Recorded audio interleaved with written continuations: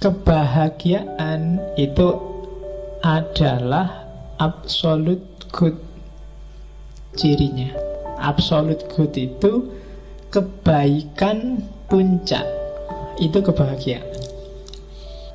Tidak ada lagi yang dituju selain itu. Itu sambungannya yang kedua. Karena kebahagiaan adalah tujuan hidup. Apapun yang kamu lakukan dalam hidupmu, katanya Farabi, sebenarnya kan sasaran tembaknya cuma satu. Kamu pengen bahagia, entah kamu sadari apa enggak. Enggak ada orang yang nyari susah selama dia masih waras. Kecuali enggak waras. Cita-citamu apa? Saya pengen stres, Pak. Enggak ada. Semua orang pengen bahagia. Saya pengen depresi, Pak, tidak ada. Saya pengen gila, Pak, tidak ada. Setiap orang secara fitrah dia pasti ingin bahagia. Dan kalau sudah bahagia selesai, dia tidak pengen apa-apa lagi sesudah itu. Maka dia disebut absolute good. Kebajikan puncak itu kebahagiaan. Kamu jujur, kamu tekun, kamu rajin, kamu sabar. Itu kan sebenarnya finalnya adalah dengan tekun, rajin, sabar, kamu ingin bahagia. Oke, dan memang Allah merancang manusia untuk biar dia bahagia. Tujuan Allah bikin kita di bumi ini kan untuk biar kita bahagia. Allah ingin kita seneng. Makanya Allah ngasih banyak fasilitas yang cocok untuk kita hidup. Kan bumi dan isinya ini kan pas banget untuk kita hidup. Kenapa sih kok Allah sempet-sempetnya ngasih kita yang pas luar biasa untuk hidup kita? Karena Allah ingin kita bahagia. Apa-apa mudah, apa-apa tersedia. Kalau ada yang kurang kok ndak ada, biasanya karena pokal kita sendiri. Tapi Allah menyediakan full. Dan gak ada bayarannya, gratis. Kalian dikasih tangan cuma 2, dikasih kaki 2, dan itu pas. Dan dikasih akal. Akal itu kan luar biasa. Gak ada hewan yang dikasih akal selain manusia. Jadi ya kan kita kan hewan jenisnya, hewan yang berpikir. Jadi Tuhan menciptakan kita itu untuk bahagia. Maka barang siapa galau, bete, sumpek, sedih, kamu sebenarnya sedang melecehkan Tuhan. Kamu sebenarnya sedang menyinggung perasaannya Tuhan. Sudah dikasih macam-macam kok kamu masih bete, kamu masih galau. Itu yang bikin kemarin waktu kamu kecil, waktu kiai-kiaimu selalu bilang bahwa bersyukurlah. Dengan syukur nikmatmu akan ditambah.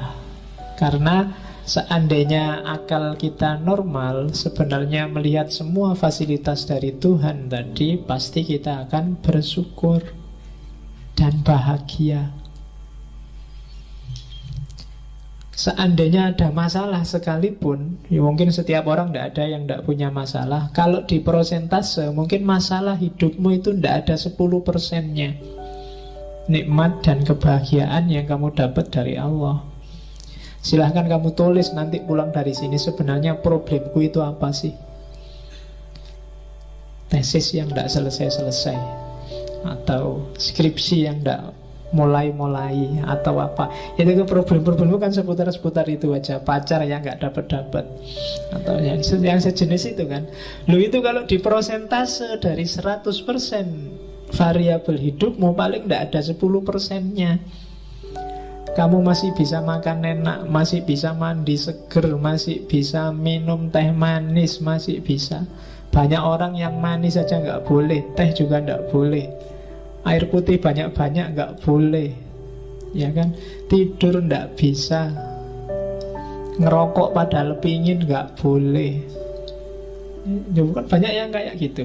80% hidupmu dan dengan 20% masalah, itu ya tetap kamu harus bersyukur. Maka katanya Farabi, enggak, Allah menciptakan kita untuk bahagia. Maka jangan bikin dia tersinggung dengan kamu tiap hari mengeluh, saya bete, saya galau, aku lagi ndak mood, aku lagi ini. Padahal apa sih yang gak dikasihin Allah padamu? Tahsilus sa'adah. Jadi capailah kebahagiaan biar Allah seneng. Kayak kalian itu loh, kalau ngasih seseorang, bantu seseorang, dan yang dibantu kok terus alhamdulillah sampean bantu sekarang hidupku beres, aku urusanku selesai semua. Yang bantu kan juga seneng. Tapi kalau kamu bantu orang, yang dibantu merengut, terus sumpek, terus iya sih terima kasih dibantu, tapi yo masalahku masih banyak, itu yang bantu juga jadinya nggak enak hati. Jadi bahagialah. Allah menciptakan kita untuk bahagia. Tidak usah terlalu dipikir masalahmu yang hanya 10-5% itu. Kalau ada solusi ya diambillah solusi itu. Kalau nggak ada ya dipikir lagi. Kalau buntu ya dinikmati aja masalahnya. Itu lebih enak. Kan sekarang biasanya yang bikin kamu sumpek kan nyari jalan keluar. Saya nyari jalan keluar nggak nemu-nemu Pak. Ya sudah, kalau nggak nemu ya nggak usah dicari. Oh nggak nemu, dinikmati aja masalahnya. Tesis nggak selesai-selesai ya sudah, ditunggu aja. Sopo ngerti dapat surat peringatan. Loh ya kan. Kalau dapat surat peringatan kan nanti gerak sendiri. Oke, jadi yang kedua itu. Yang ketiga rumusnya dari tahsilus sa'adah, semua yang membuat seseorang bahagia itu baik. Tapi semua yang bikin kamu galau, bete, itu kebalikannya, pasti tidak baik. Kalau tesismu nggak selesai-selesai, itu pasti tidak ada yang tidak baik yang sedang kamu jalani. Mungkin kamu males, mungkin kamu nggak tertib, mungkin kamu ogah-ogahan, mungkin kamu mismanajemen waktumu, pasti ada yang salah. Dan itu membawamu pada ketidakbahagiaan. Dan semua yang membuatmu bahagia itu pasti baik. Kok ada yang tidak baik tapi membuatmu bahagia, hati-hati, awas ketipu. Itu jebakan. Hakikatnya dia jelek. Misalnya, Pak kemarin saya nyontek, akhirnya nilaiku A Pak. Oh itu iya, nilaimu A, tapi hati-hati. Dalam praktek hidup yang sejati, awas keliru. Misalnya kamu harusnya levelmu nggak IP 4, tapi IP-mu 4. Orang anggap kamu pinter, padahal ternyata enggak. Itu bahayanya, silahkan dinikmati sendiri. Banyak bahayanya, panjang. Jadi pokoknya yang bikin kamu bahagia pasti baik. Kok kamu bahagia dengan hal yang tidak baik, itu sebenarnya bukan bahagia, atau sebenarnya itu nikmat sementara, ladzat tadi. Tapi resiko tidak bahagianya sangat panjang. Nah, oke. Saya tidak sholat, tidak apa-apa itu Pak. Aku tidak puasa, biasa aja kan. Tidak masalah, Allah juga nggak cerewet, nggak marah-marah. Nah, iyalah. Kamu ngitungnya sekarang. Tapi mungkin ada efek yang tidak kamu sadari. Karena ketika Allah nyuruh sesuatu, itu mungkin rahasianya tidak sekarang saat ini, tapi ada skenario yang dibikin sendiri oleh Allah untuk mekanisme hidup kita. Karena Allah pasti tidak butuh sholatmu, tidak butuh puasamu, tidak butuh zakatmu.